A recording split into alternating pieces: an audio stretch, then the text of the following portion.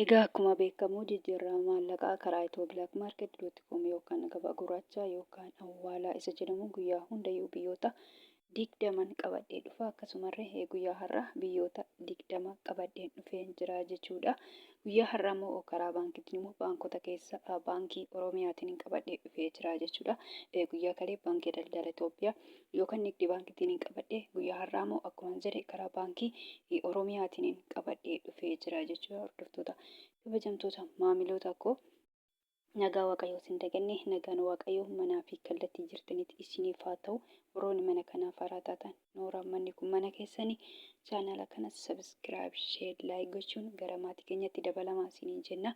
Warroonni mana kanaaf immoo maatii taatan sheer laayik gochuun viidiyoo kanaan galumaatti dhageeffadhaa isiniin jedha. Maaliif viidiyoon koo guyyaa hundayyuu oolmaa sharafaati waan ta'eef jechuudha. Keessattuu warroonni Itoophiyaan haala gara Itoophiyaatti birrii ergattanii jechuudha. Fakkeenya biyyoota 20 kana keessa karaa Itoophiyaa maarkeettiin biyya tokko keessa yoo jiraattan salphumatti daldalaadhaan meeqa jechuun baruun argachuun danda'ama jechuudha. Viidiyoo biyya keessa akkasumas karaa baankiitiin illee yoo ergattan guyyaa har'aa akkuma jedhe immoo baankii Oromiyaatiin biyyoota 5 kana keessa biyya tokko yoo jiraattan yoo ergattan jechuudha baruun hin danda'ama jechuudha karaa baankiitiin illee jechuudha. Akkuma beekamu kanan qabadhee dhufe kanneen akka Ameerikaan doolaarii, Kanaadaan doolaarii, Awustiraaliyaa doolaarii, Hoomaan riyaala, Duubaa dirhaama, Saawud Arabiyaa riyaala, Kuweet dinaara, Baareen dinaara, Joordaan dinaara, Chaayinaa yewaanii, Paawundi sterlingii, Yuuroo, Iswiis firaankii, Koroonaa, Turkii liiree fi kan kana fakkaatan qabadhee dhufee jira jechuudha. Akkasuma immoo karaa baankiitiin baankii Oromiyaatiin immoo kanneen akka Ameerikaan doolaarii, Duubaa dirhaama, Saawud Arabiyaa riyaala, Paawundi sterlingii, Yuuroon qabadhee dhufee jira jechuudha. Salphumatti karaa Itoophiyaa.com yookaan gabaa gurraachanii biyyoota 20 jechuudha akkuma beekamu. Akkasumas immoo karaa baankiitiin baankiin dhaabbataa miti qabadhee dhufu warra fakkeenyaa fi guyyaa kalee baankii daldala Itoophiyaan qabadhee dhufe guyyaa har'aa immoo baankii Oromiyaati jechuudha. Baankii qaqqajaree tanaan qabadhee dhufa. Itoophiyaa garuu biyyoota 20 kan akkanumatti qabadhee dhufa jechuudha guyyaa hundayyuu jechuudha. Akkasan jechuu barbaada. Akkuma beekamu akkuma jedhe immoo guyyaa kalee baankii daldala Itoophiyaati. Guyyaa har'aa Oromiyaadha. Borumoo yookaan kan Awwaash baankii yookaan Dasheen qabadha baankii qaqqajareen qabadhee dhufa. Garuu karaa Itoophiyaa biyyootuma 20 kanaa jechuudha guyyaa hundayyuu salphumatti oduun baasuu amma Ameerikaa doolaararraa hin ka'a jechuudha. Guyyaa har'aa akkuma beekamu dabalee jira jechuudha. Karaa Itoophiyaa biyyoonni hundumtuu dabalanii jira. Saantiba 2 saantiba 3 illee haa ta'u malee dabalee jira jechuudha. Guyyaa har'aa dhugaa kan kaleerraa dabalee jira jechuudha. Salphaa miti saantiba 2 3 jechuun saantiba santuulti dabalamee gara birrii deema waan ta'eef salphaa miti jechuudha. Akkuma beekamu karaa Itoophiyaa guyyaa har'aa akkuma jedhe biyyoonni hundumtuu dabalanii jiru jechuudha. Baay'ee soo ta'uu baate saantiba 5 saantiba 4 akkas dabalanii jiru jechuudha. Saantiba 10 saantiba 25 irraa kan dabalee jira jechuudha guyyaa har'aa karaa Itoophiyaa jechaadha. Amma Ameerikaa doolaararraa hin ka'a jechuudha.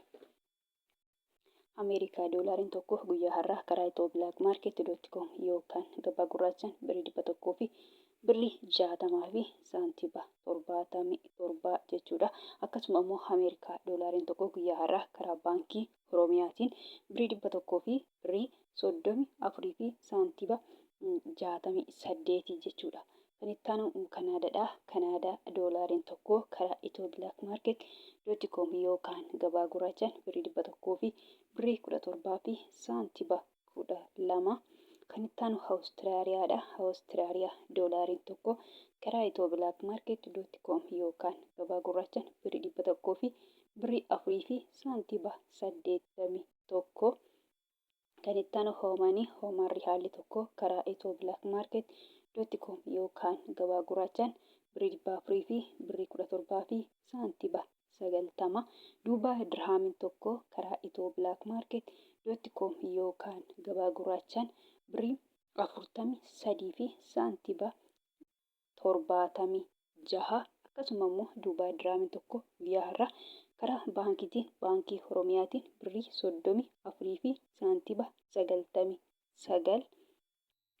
Kan itti aanu Saawudiidha. Saawud Arabiyaa riyaalli tokko karaa Itoophiyaa.com yookaan gabaa gurraachaan birrii 42 fi saantiba 83. Akkasuma Saawud Arabiyaa riyaalli tokko karaa baankiitiin baankii Oromiyaatiin birrii 34 fi saantiba 26. Kan itti aanu Kuweet diinaarri tokko karaa Itiyoo Bilaak Maarket .com yookaan gabaa gurraachaan birrii 500 fi birrii 26.80 guyyaa irraa birriin Kuweet naannoo birrii 3 dabalee jira jechuudha. Guyyaa kaleessaa birrii 500 fi birrii 23 jechuudha. Guyyaa har'aa immoo birrii 500 fi birrii 26.80 jechuudha. Salphumatti naannoo birrii 3 dabalee jira jechuudha. Birriin Kuweet birrii 3 fi naannoo birrii 3.80 dabalee jira jechuudha. Guyyaa har'aa birriin Kuweet tokkichi jechuudha. Kan itti aanu Baareen diinaarri tokko karaa Itiyoo Bilaak Maarket .com yookaan gabaa gurraachaan birrii 400 fi birrii 26.38. Kan itti aanu Joordaan diinaarri tokko karaa Itiyoo Bilaak Maarket .com yookaan gabaa gurraachaan birrii 200 fi birrii 26.64. Kan itti aanu Chaayinaadha. Chaayinaa Yeewwaanii tokko karaa Itiyoo Bilaak Maarket .com yookaan gabaa gurraachaan birrii 22 fi saantiba 39. Kan itti aanu Paawundiidha. Paawundi Sterlingin tokko karaa Itiyoo Bilaak Maarket .com yookaan gabaa gurraachaan birrii 200 fi birrii 16 fi saantiba 11. Akkasuma Paawundi Sterling tokko guyyaa har'aa karaa baankii Oromiyaatiin birrii 100 fi birrii 82 fi saantiba 13. Kan itti aanu Yuuroodha. Yuuroon tokko karaa Itiyoo Bilaak Maarket .com yookaan gabaa gurraachaan birrii 100 fi birrii 87 fi saantiba 08.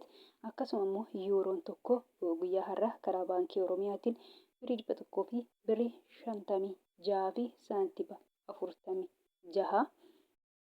Kan itti aanu Iswiis Biraankiidha. Iswiis Biraankiin tokko karaa Itiyoo Bilaak Maarket .com yookaan gabaa gurraachaan birrii 200 fi saantiba 76. Koroonnaan tokko karaa Itiyoo Bilaak Maarket .com yookaan gabaa gurraachaan birrii 16 fi saantiba 63.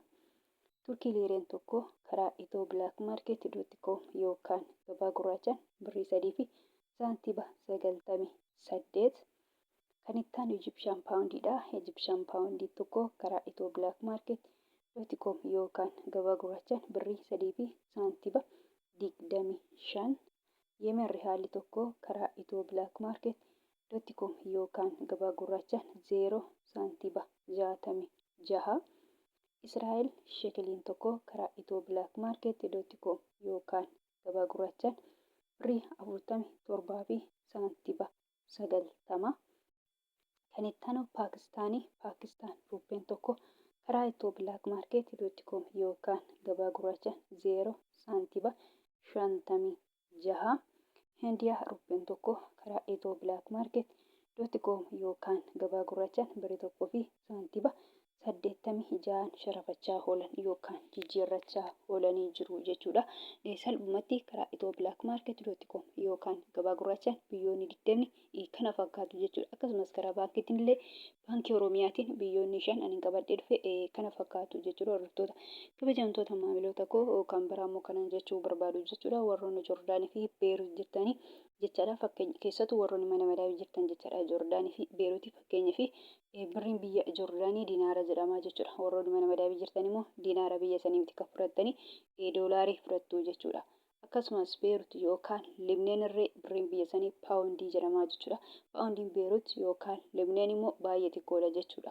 Baay'ee xiqqoodha birrii Itoophiyaatti gadi jechuudha. Akka birrii Paakistaan akka birrii Yemenii jechuudha. Baay'ee xiqqoodha birrii Itoophiyaatti gadi jechuudha. Salphumatti birriin Beerut jechuudha. Paawundiin Beerut paawundoota keessaa baay'ee xiqqoodha jechuudha. Fakkeenyaaf birrii Paakistaan meeqa ta'a 0 saantiba 56 jechuudha. Ganaa birrii Itoophiyaa tokko guduraaf saantiba 44 barbaada jechuudha birriin Paakistaan. Akkasuma jechuudha birriin Beerut yookaan Libneen irree birrii Itoophiyaatti gadi jechuudha. Kanaafuu isinillee doolaarii fudhattu jechuudha. Salphumatti Joordaanii fi Beerut keessattuu warroonni mana madaawii jirtanii doolaarii fudhattu jechuudha. Doolaroonni immoo baay'ee jira jechuudha. Asirratti doolaarii 3 maqaalee jira. Ameerikaa doolaarii jedhe, Kanaadaa doolaarii jedhe, Awustiraaliyaa doolaarii jedheen jira jechuudha. Doolaaronni garuu baay'eedha jechuudha. Isa keessa garuu sadan kana keessa isin kan fudhattanii Ameerikaa doolaarii ta'a jechuudha. Salphumatti warroonni Jordaanii fi Beerut madaabii jirtan Ameerikaa doolaarii fudhattu jechuudha. Salphumatti guyyaa har'a Ameerikaa doolaariin tokko karaa Itiyoo bilaak maarkeetiin birrii 100 fi birrii 60 fi saantiima 77 jechuudha. Kanaan herreeggattu yookaan saabbattu jechuudha warroonni Jordaanii Beerut madaabii jirtanii jechuudha keessattuu. Karaa baankiitiin immoo yoo ergattan baankota keessa immoo baankii Oromiyaatti yoo ergattan jechaadha.